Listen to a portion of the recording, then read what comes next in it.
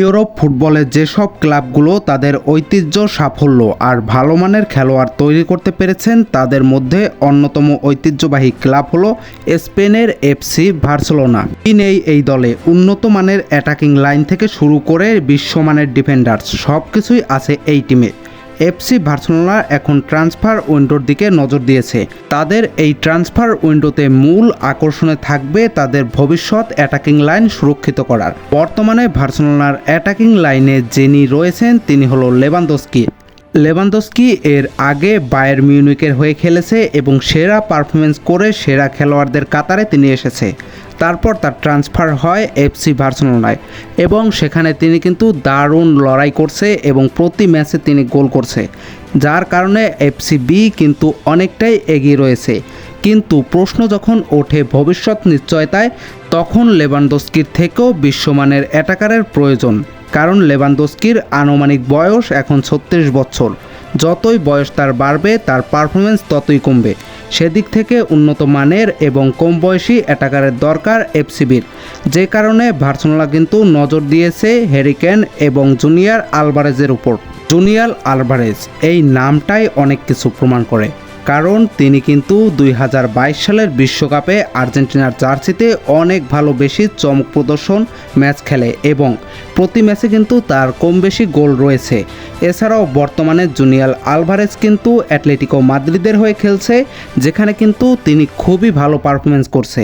এক স্প্যানিশ গণমাধ্যমের সূত্রে জানা গেছে স্পেনের এই ঐতিহ্যবাহী ক্লাব এফসিবি এই অ্যাটাকারের জন্য 100 মিলিয়ন ইউরো পর্যন্ত খরচ করতে রাজি আছে। জুনিয়র আলভারেজের অ্যাটাকিং লাইন, তার গতি, তার সক্ষমতা এবং তার হারনাবানা পরিকল্পনা মানসিকতা তাকে দৃঢ় করছে এবং তিনি কিন্তু বিশ্বমানের একজন অ্যাটাকার হতে চলেছে। এবং তিনি যদি বার্সেলোনায় যায় তাহলে বার্সেলোনার যে দীর্ঘমেয়াদী পরিকল্পনা রয়েছে সেটি সাফল্য হবে। অন্যদিকে রয়েছে হ্যারি কেন এর আগে টটেনহ্যামের হয়ে খেলছে এবং সেখানে তিনি নিজেকে প্রমাণ করতে না পারলেও বর্তমানে তিনি বায়ার মিউনিখের হয়ে খেলছে।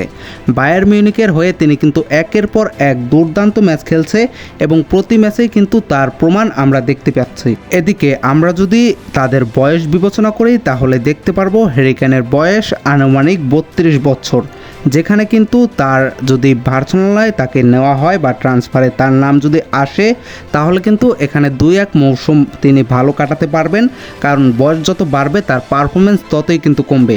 অন্যদিকে জুনিয়র আলভারেজের বয়স এখন 26 বছর, যেটা কিন্তু উপযুক্ত একটি সময় তার কেরিয়ার গঠনের এবং তিনি যে পারফরমেন্স করছে বার্সেলোনা যদি তাকে ট্রান্সফার উইন্ডোতে তাদের দলে নিতে পারে তাহলে দীর্ঘমেয়াদী পরিকল্পনায় এবং বার্সেলোনার অ্যাটাকিং লাইন অনেক বেশি শক্ত হবে। তবে এখানে প্রশ্ন আছে, জুনিয়র আলভারেজের মতো একজন নামিদামি খেলোয়াড়কে অ্যাটলেটিকো মাদ্রিদ আদৌ কি বিক্রি করবে, নাকি হ্যারি কেনকে তারা বিক্রি করবে এবং এফসিবি হ্যারি কেনকে কিনবে?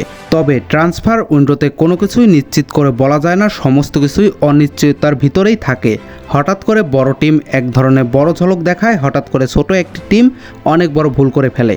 তো এটি সম্পূর্ণ অনির্ধারিত এবং তাদের বয়স বিবেচনায় আমার ব্যক্তিগতভাবে মনে হয় বার্সেলোনা যদি জুনিয়র আলভারেজকে তাদের দলে নেয় তাহলে তাদের দীর্ঘমেয়াদী পরিকল্পনা এখানে সাফল্য হবে। তো ভিউয়ার্স, আপনার মতামত কি? জুনিয়র আলভারেজকে দলে নেওয়া উচিত নাকি হ্যারি কেনকে? অবশ্যই কমেন্ট বক্সে কমেন্ট করে যাবেন এবং ভিডিওটা যদি আপনার ভালো লেগে থাকে ভিডিওতে একটি লাইক করে দিবেন। চ্যানেলে নতুন হয়ে থাকলে চ্যানেলটি সাবস্ক্রাইব করে দিবেন সবার আগে ফুটবলের যে কোনো নিউজ পাওয়ার জন্য। তো ভিউয়ার্স, আজকের এই ভিডিওটা এই পর্যন্তই। দেখা হবে নতুন আরেকটি ভিডিওতে। ততক্ষণ পর্যন্ত বাই বাই।